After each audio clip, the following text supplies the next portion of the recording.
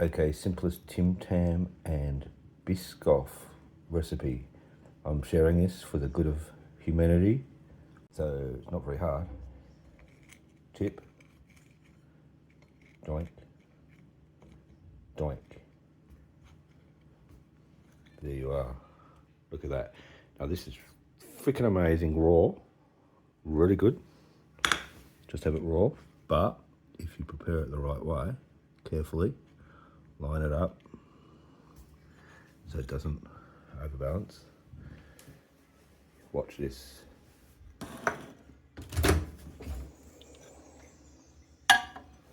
Special microwave.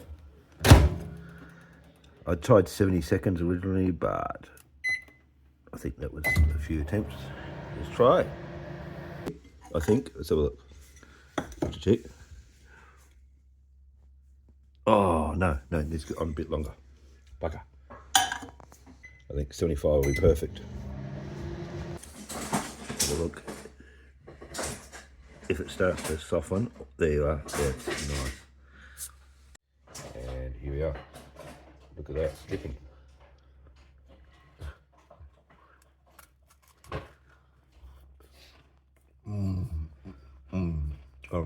Yeah, I think.